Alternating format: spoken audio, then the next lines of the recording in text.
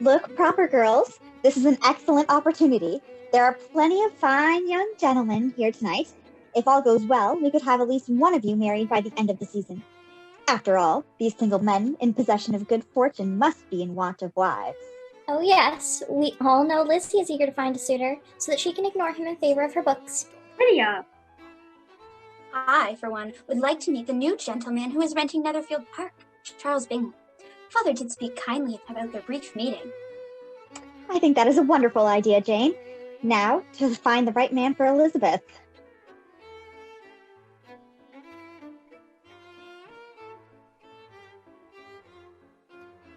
Ah, and to what beauty do I have the honor to greet tonight? You flatter me. Only if you'll accept the compliment. Charles Bingley, would you care to have this dance? One might think, Mr. Darcy, with a face like that, you would not come to this ball to dance. It certainly would take a woman far more handsome than you to tempt me. You insult me. I do not mean to offend. You are perfectly tolerable. But you are a Bennet, your family. And now you insult my family. How gentlemanly. I simply mean to say that unlike Mr. Bingley, I am not going to be taken in by a dull girl of little wealth simply because she smiles too much. Dear Bennet family, after her journey to visit us here at Netherfield Park, Miss Jane Bennet has fallen quite ill. Unfortunately, Miss Bennet will not be able to make the return to Longbourn until she recovers, and must stay here in bed for the time being. Cordially, the Bingley household. I'm going to Netherfield with Jane. Miss Bennet! Mr. Darcy? I have come for my sister. On foot? As you see. Oh, your dress is covered in mud. My sister? She is upstairs.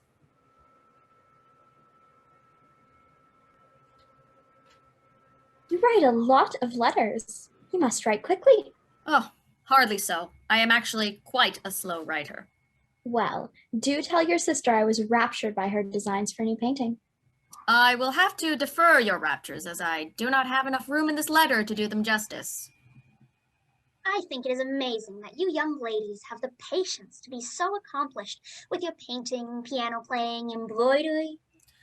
The word accomplished is applied far too liberally.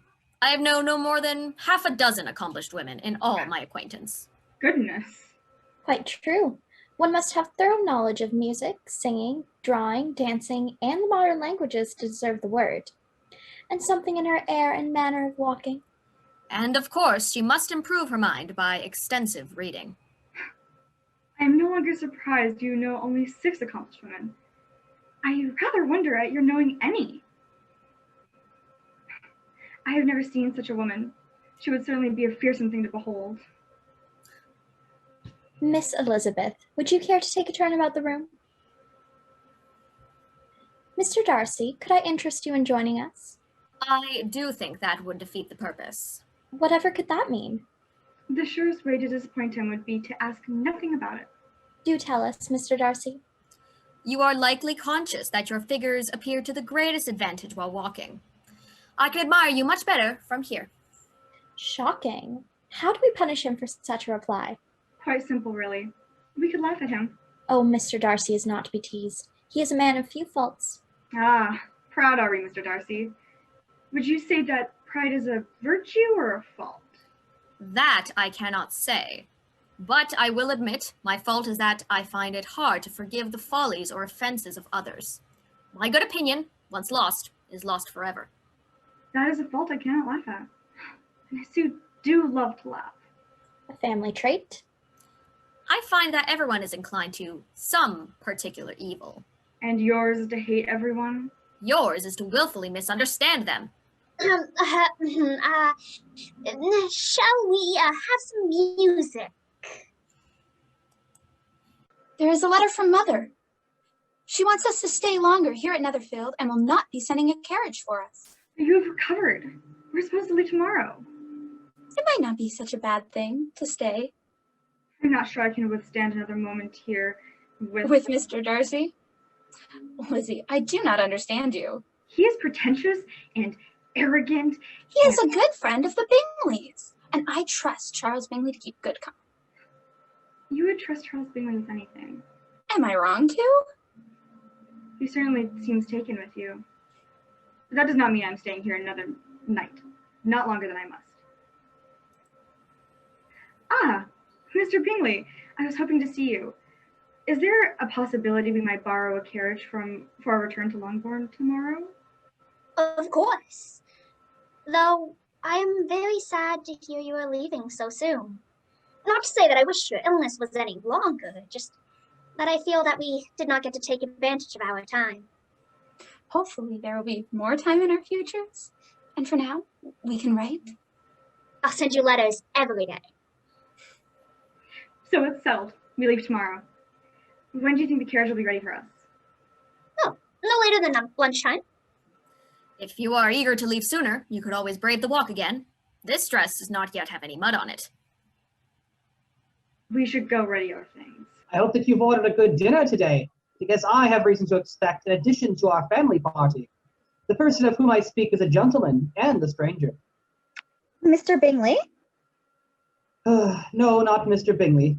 About a month ago I received this letter. It was from my cousin, Mr. Collins, who, when I am dead, may turn you all out of this house as soon as he pleases. Oh, my dear, I cannot bear to hear that mentioned. I do think it is the hardest thing in the world that your estate should be entailed away from your own children. Now he said as a man of the church he wished to make amends with our family. At 4 o'clock, therefore, we may expect this peacemaking gentleman, and perhaps there is some way we could impress him. I hear he is in search of a wife. Not a chance. Jane is to marry Mr. Bingley someday.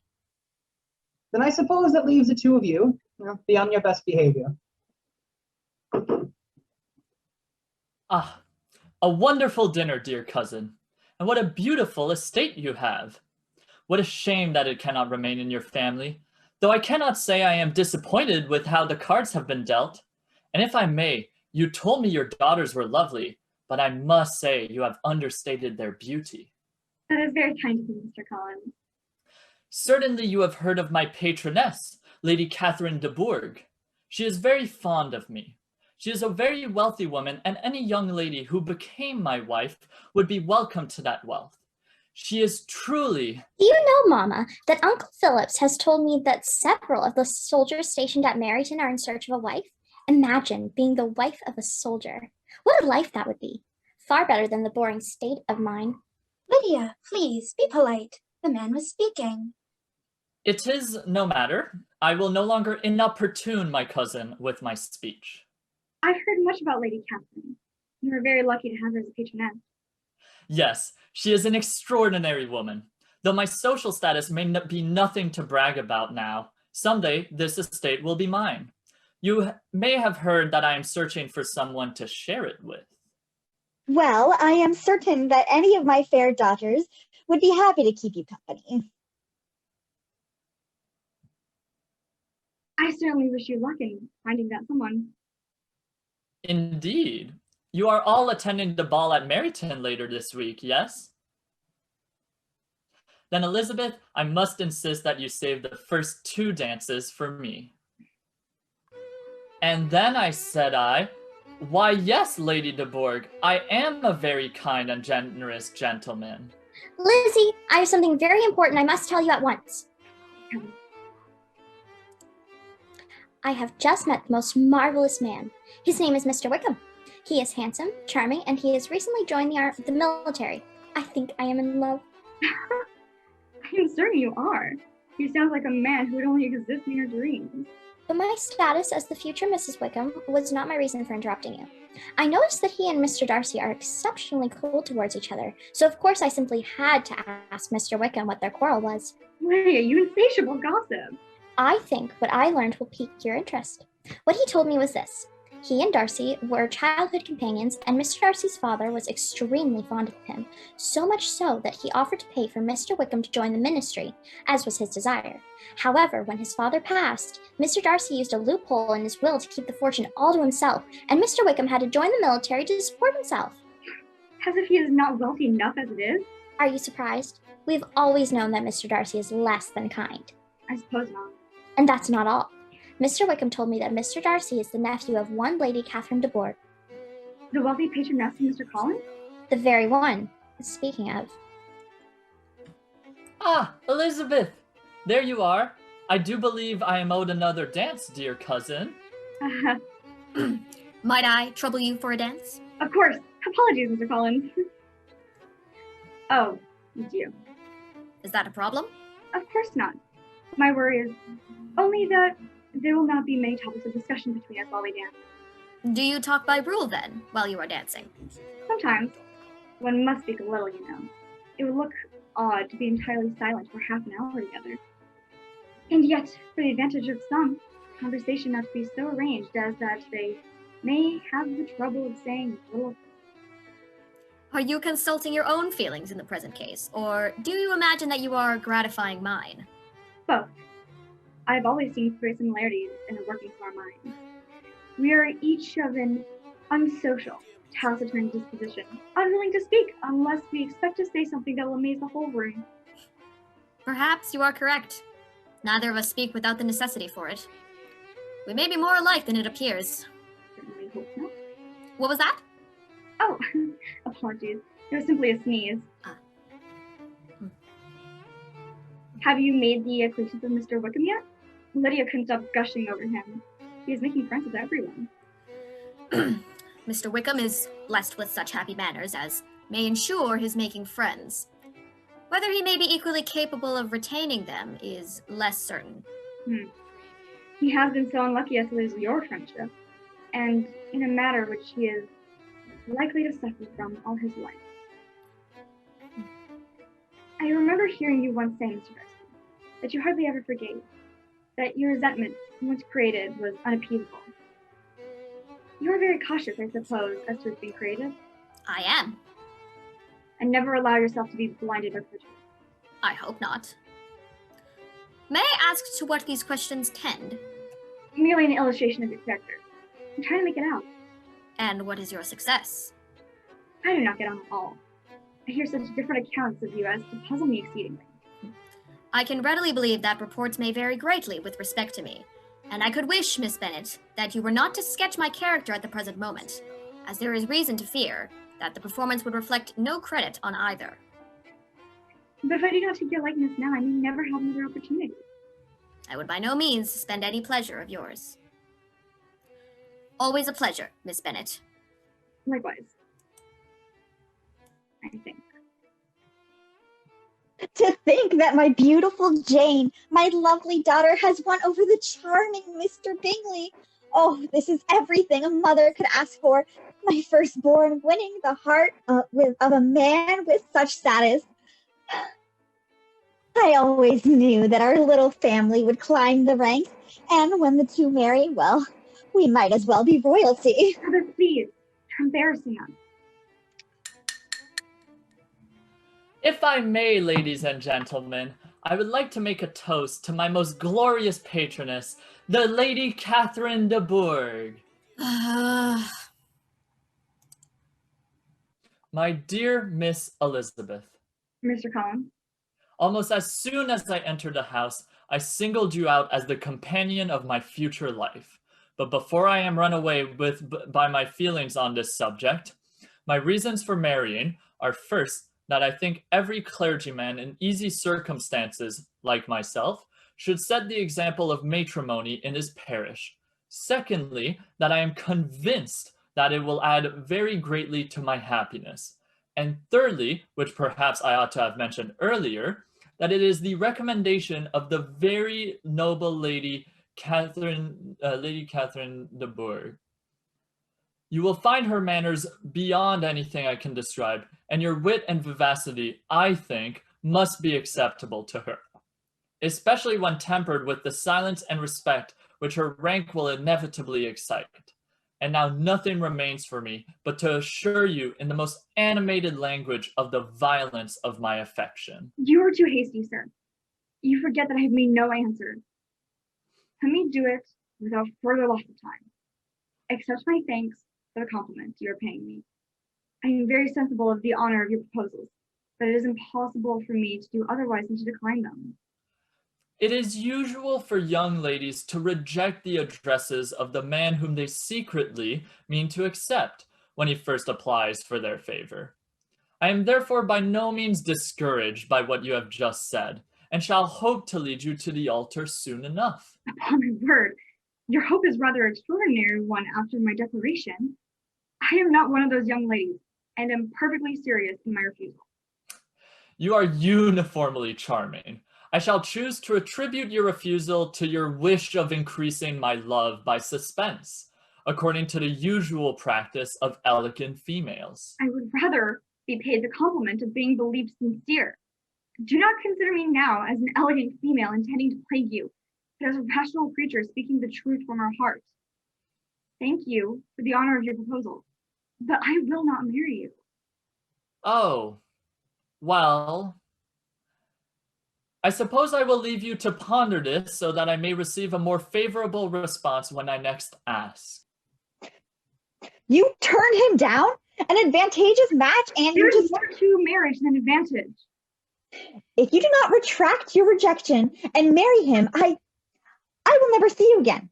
Tell your foolish daughter not to senselessly turn away this opportunity. Come now. Actually, Elizabeth, I forbid you from marrying Mr. Collins. If you do, I would refuse to see you ever again. What? Besides, over a week has passed. It is far too late by now. I should have been informed of this sooner. I There's a letter here from Miss Caroline Bingley. Mr. Bingley is to stay in London. He will not return to Netherfield. I'm sorry, my dear. And what of his marriage prospects? Miss Bingley praises the beauty of Miss Georgiana Darcy. It seems Mr. Bingley is nearly set to marry her. Terrible. And the other letter? From Mr. Collins. He announces his engagement to Miss Charlotte Lucas. The man moves quickly. Well, it lacks senses that you allowed a husband to escape you. Will I never see my daughters wed? I think perhaps our daughters can handle themselves for now. Dearest family, I'm enjoying my stay at Rosings. Mr. and Mrs. Collins seem to be in the midst of domestic life. I wish them all the happiness. I met Lady Catherine de Bourgh. She is quite imperious and full of condescension. She is not the kind of woman I would like to cross. But she does seem to have a soft spot for Mr. Collins. I think she likes his adoration. I have also seen her nephew, Mr. Darcy. He arrived to visit her a few days ago, and he seems to be ever present. I have met with him at least 5 times wandering the garden. He has already called on us twice. Of course, this had Mr. Collins in a tizzy for days. And I've been full of resentment for the way he treated us and poor Mr. Wickham. He has been perfectly civil of late, but I should make a point of spotting his good qualities. I love you and miss you all dearly. Elizabeth. Ah, Miss Bennet, what a surprise to see you. It can't be too much of a surprise, Mr. Darcy. You have run into me in these gardens almost every day for the past week. Yes, well, it continues to be a surprise every time. This is my good friend, Mr. Fitzwilliam. Mr. Fitzwilliam, this is Miss Bennet. How are you liking Rosings? It's quite a lovely place. I can't imagine having so much beauty to roam every day of my life. In fact, I've made it my own personal goal to see all of Lady de Bourgh's gardens before I depart. That sounds like a worthwhile endeavor. Enjoy the beauty while you can. Indeed. I always try to find an excuse to wander these gardens. That is why I asked to join Darcy when he said he was going for a walk.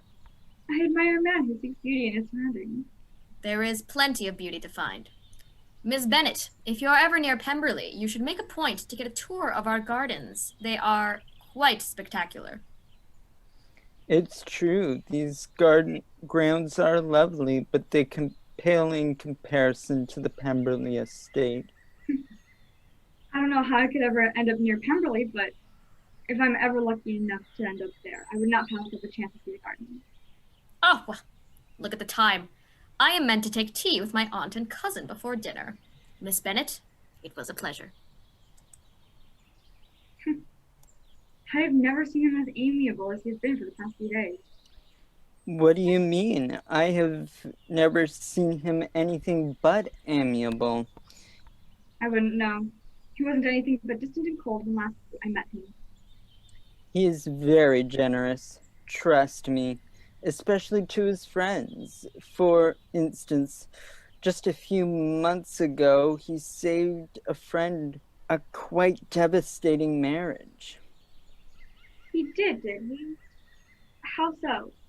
Well, apparently, a certain friend of his fell violently in love with a girl who did not return his affections. She was apparently a much lower station in life with very little to give in return. He told his friend what he discovered and managed to get him out of town very quickly. It seemed that if he had said anything, that friend would have married this girl by now. Yes, well, that does sound very caring indeed. How did he come by the information of her indifference towards his friend? Oh, I don't know the particulars, but Mr. Darcy wouldn't make such accusations lightly. Of course not. He wouldn't want to ruin his friend's happiness for no good reason. No, I suppose he wouldn't. I must admit, Mr. Darcy, I find it unusual that you wish to speak to me alone. Whatever is this about? Have I done something to offend you? Oh, no. Far from it. I know that you are quitting Rosings tomorrow, and I couldn't forgive myself if I did not do this before you left, as I don't know when I would have the chance to see you again. I have something to say, and I hope that you will listen to me in full and carefully consider my offer.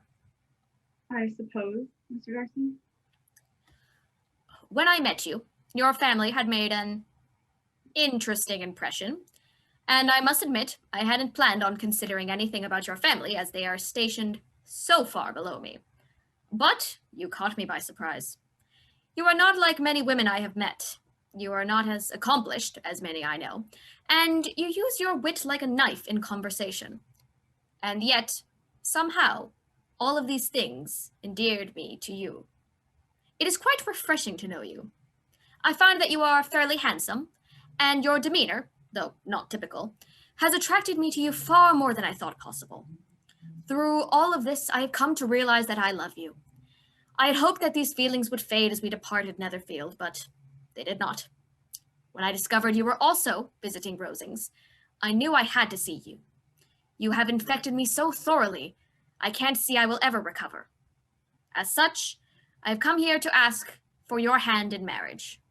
It would give me such happiness to be wed to you, my dear Miss Bennet.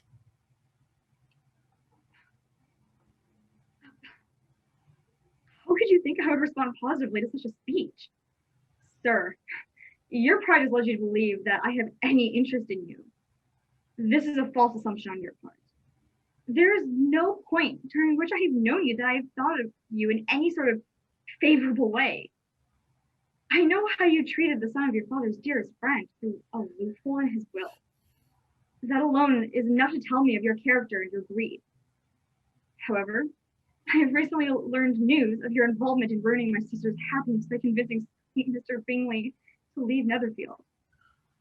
My sister adored that man more, I believe, than she adored either of her sisters, and you lied to him about her intentions simply because we were too low for him.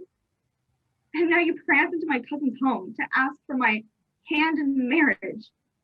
And of course, you couldn't simply ask or bring yourself to say something kind, even as you express your apparent love for me. No. Instead, you feel the need to insult not only me, but my family in the most egregious way possible. You see, Mr. Darcy, the more I learn of you, the more I come to despise you. Please, do not offend me by speaking of this anymore. Know that I think too low of you to ever consider your proposal.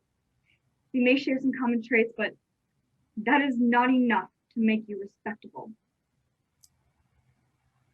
I see. I must say this is quite a shock to me. I can't imagine how it could be. You've insulted me in every possible way. Right. Yes. Well, I'm sorry for wasting your time with my foolishness. Oh, and Mr. Darcy, do not think to try this again, as my good opinion once lost is lost forever. Oh. Yes. Lizzie, the carriage is ready. Are you ready to depart? Dear Elizabeth Bennet, this letter serves as my response to the accusations made last night. I should have said this then, but I was too overcome with emotion to express all of this at once. I would like to take the time to respond to each accusation. Mr. Wickham is not who he seems. I did pay for his gambling for quite some time before I cut him off. The man set out into the world and quickly racked up a few debts. Eventually, I had to stop feeding his gambling. This is when I set up a new plan. He charmed my sister and tried to elope with her in the hopes of gaining her dowry or ransoming her for my family's money. He is not what he seems, and I caution you to be wary of the man. As for your sister, I believed everything I told Mr. Bingley. I overheard your mother speaking of how advantageous the marriage would be and how it would attract good matches for the rest of the family. As far as I could tell, she was simply doing what she thought was best for her family, gaining his wealth. While an admirable goal, I didn't want my closest friend to marry someone who did not love him. Please understand that I really thought I was protecting someone who I care for deeply. As for what I said about you and your family, I realize now that that may have been out of place.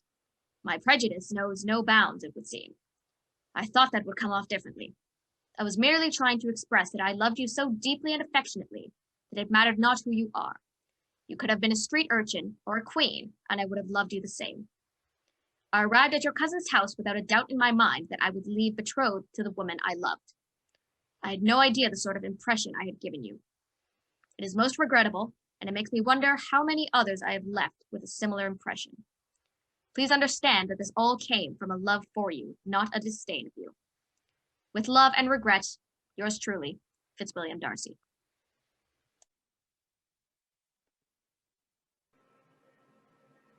It says that the root of their quarrel comes from Mr. Wickham's attempt to elope with young Miss Darcy. A crude attempt to obtain their fortune is a perfectly reasonable explanation. I think it matters less what it says and more if you believe him, and how you feel if you do.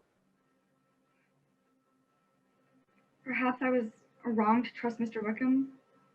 Mr. Darcy, he has shown our family nothing but contempt and harsh judgment. And yet, I do not know how I feel. Our daughter's future are in a terrible way. What with the loss of Jane's prospects with Mr. Bingley and Mr. Collins's marriage to Miss Lucas, and now we are to send Lydia away? The summer in Brighton will do her good. Elizabeth dear, have you decided if you will accept the gardener's kind offer to accompany them on their tour of the countryside? I think it would be far better going with my aunt and uncle than staring at my motions here. We ought to see the estate. Perhaps just a tour of the garden. Nonsense, Lizzie. We can't pass by Pemberley and not tour its superior architecture. We can pass through gardens as well, however. Good morning, ma'am. I sincerely hope we do not run into the Lord. Mr. Darcy is not here. He's gone with a small entourage and won't return until tomorrow. Well then, it's settled. We would like to tour the garden estate, please. Of course, sir. Let's start with the Great Hall. We have many portraits and artworks on display at the moment. Among many classics, this room also contains the portraits of the late Mr. Darcy, the current Mr. Darcy, and his sister, Miss Darcy. Is there any particular reason Mr. Wickham is not there? That rat. The late Mr. Darcy thought of him at the time. That wretch, he has a portrait But to be honest, ma'am, we were all quite pleased when Mr. Darcy finally allowed us to take it down. Whatever do you mean? Mr. Darcy was far too kind to him, if you ask me. I do not wish this to come across as speaking ill of my master, but it's nothing but good. Sometimes to a fault, I believe, though. That incident has perhaps jaded him. He's much more careful with the people he surrounds himself, poor boy. Not to interrupt, but who is that riding up the driveway? Oh, That isn't Mr. Darcy, is it? oh, goodness. He is early. Excuse me, I must go to preparing the house for his return. Feel free to continue the tour if you would like. Let us depart. We shouldn't get in the way. If we leave now, perhaps we can get out while he is still in the stable. Elizabeth, what is your hurry? Why do you not want to run into Mr. Darcy? Miss Bennet? Whatever are you doing here? Oh, Mr. Darcy, we were just in the area and thought we may stop by to tour your estate. It is quite extraordinary. Elizabeth, you know Mr. Darcy? Have you had a chance to see the gardens yet? Oh no, we haven't yet. I'm sorry, but my knees are killing me. I fear I must return. Elizabeth, dear, feel free to continue. I know how you love gardens. Oh, all right, as long as my aunt won't mind waiting. Lead the way, Mr. Darcy. It is quite a surprise to see you here, Miss Bennet. Yes, well, I'm touring the country with my aunt and uncle, and we happen to be in the area. I do apologize for intruding. I had been assured that you were away until tomorrow. On the contrary, I am quite pleased to see you. Thank you for being so gracious, even after everything. Think nothing of it.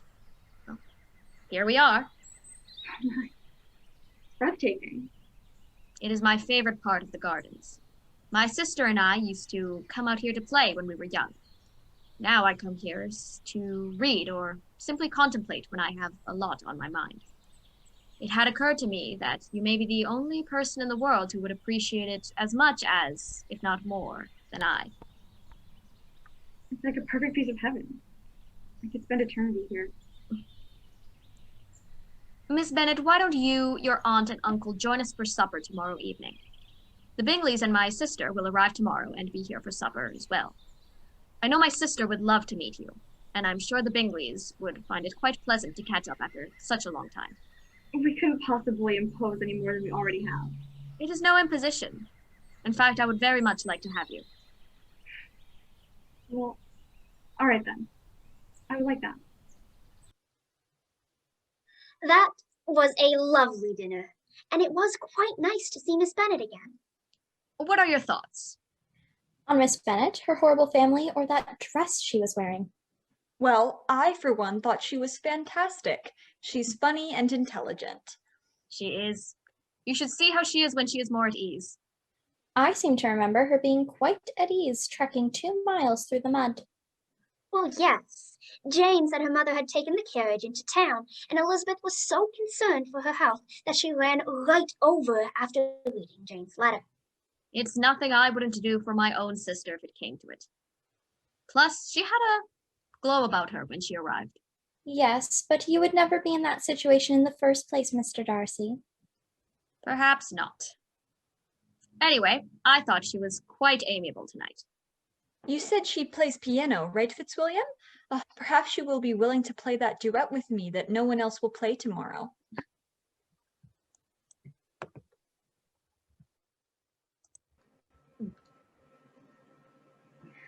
Good morning, Mr. Darcy. I was just about to read a letter from Jane. Do you mind? Oh, not at all. Oh, no. Mr. Darcy, you warned me. I should have listened. I'm afraid I need to return home right now. My father has gone to London. It's Lydia and Mr. Wickham. Here. He eloped with her, just as he tried to do with your sister. Oh no. I knew that could happen. I knew what he was capable of, and I let her go. You mustn't blame yourself, Elizabeth. They were not your responsibility. Miss Bennet, I will provide you transport all the way back to Longbourn. They will be ready as soon as you are prepared to leave. You can make it back by tomorrow evening. For now, I must leave. Please try not to panic.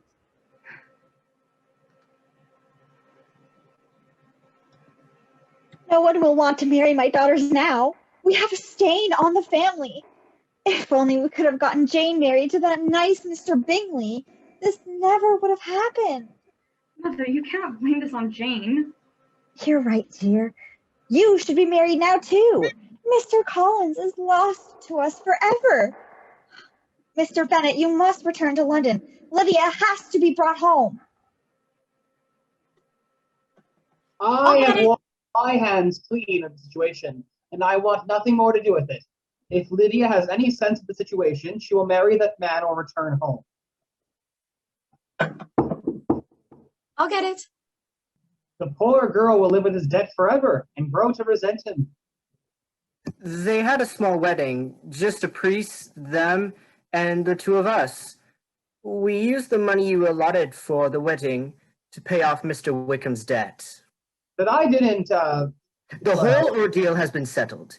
They are staying at the inn in London for their honeymoon and will return to visit in 3 weeks' time, where they will present themselves as a newly wedded couple.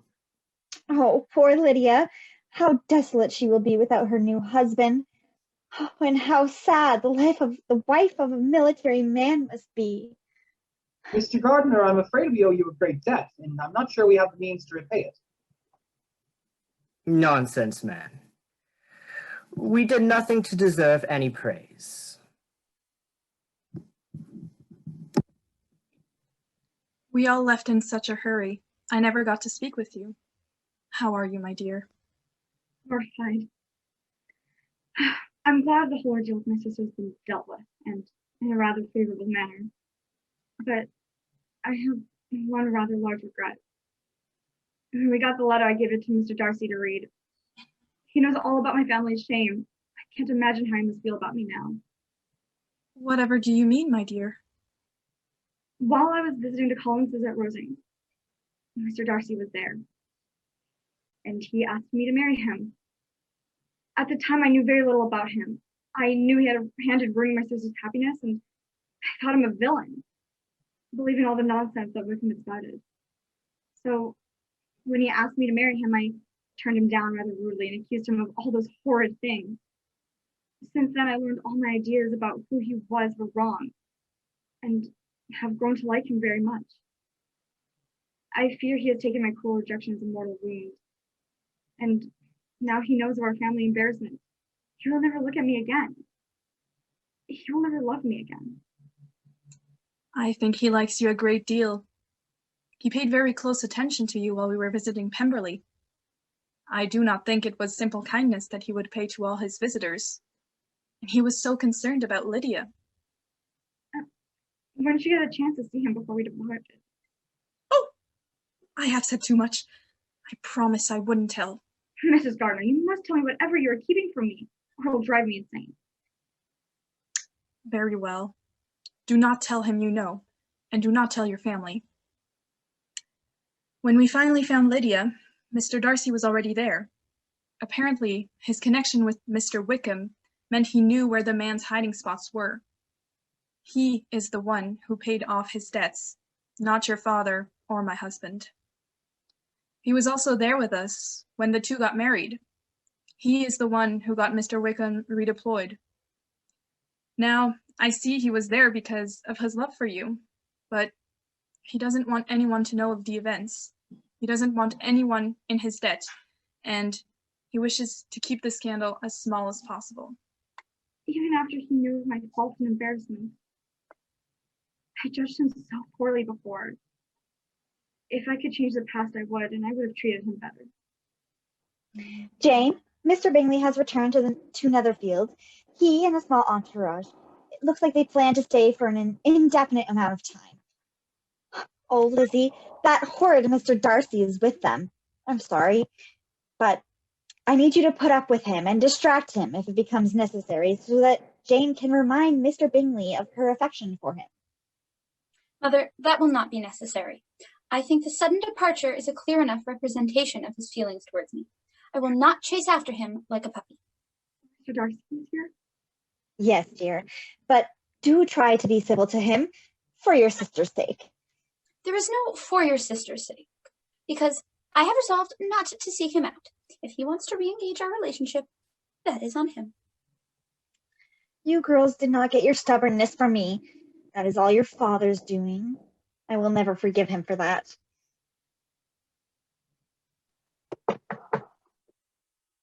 Ah, Mr. Bingley, it's good to see you. He's here? See? I knew you still loved him. Shh.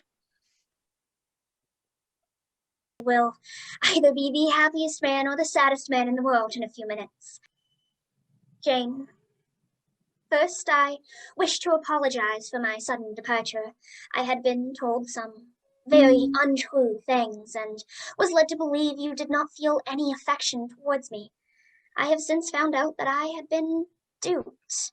I realized that I never asked you what you felt for me, believing that I would only see what I wanted to see.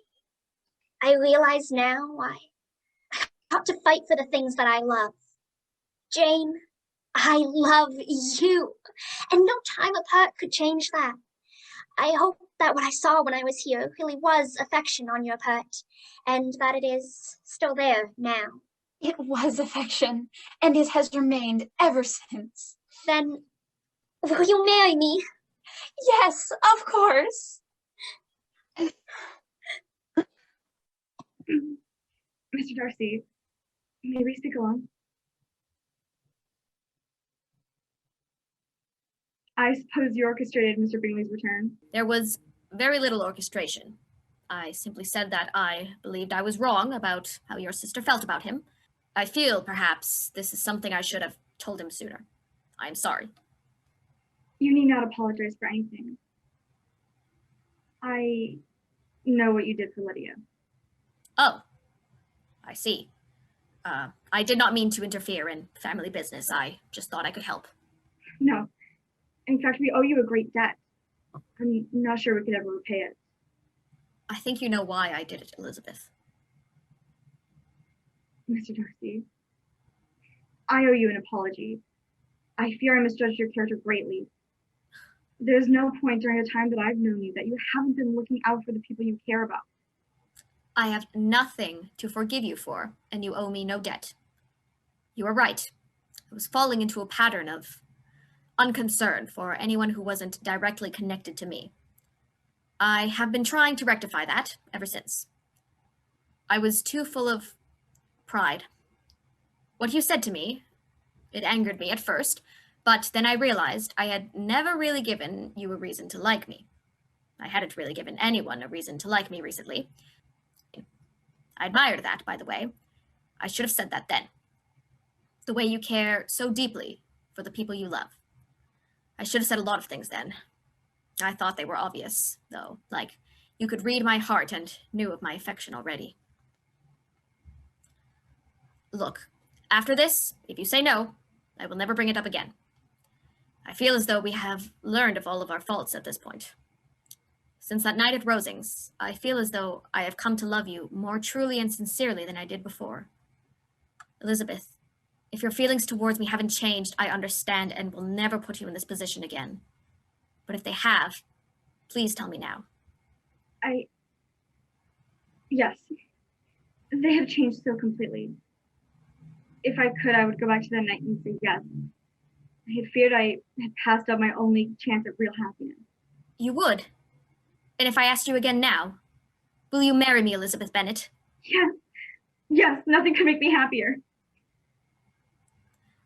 Elizabeth, can you join me in my office, please? I'm sure you know the contents of the conversation I just had with Mr. Darcy. Yes. Now, I made him no promises, and I found it quite surprised that you would agree to it in the first place. If you agreed to marry him for fear of our financial situation, you should know that it is not worth it to marry someone you do not love. Father, I know what I've said of him in the past, but the truth is, I have grown to know him quite well. I have come to love him most ardently. I assure you, this marriage will make me happier than any being on the planet. I don't know if I can make sense of this sudden change in you, Lizzie, but if it will make you happy, I will gladly approve this match. Everything is set? You have earned my father's good opinion. And your good opinion? I hope I may keep it forever.